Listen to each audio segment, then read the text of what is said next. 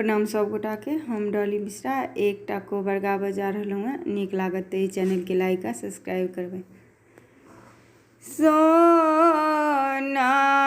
के खाट सासु को बर घर ओछाल।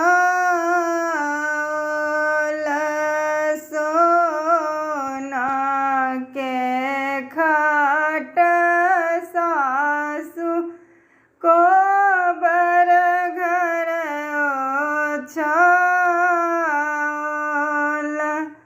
सुतत धिया धी जमाए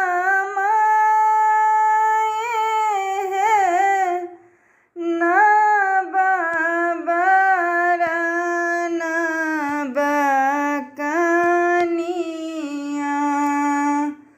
ओहिर कोबर घर सासु पटिया ओछाल।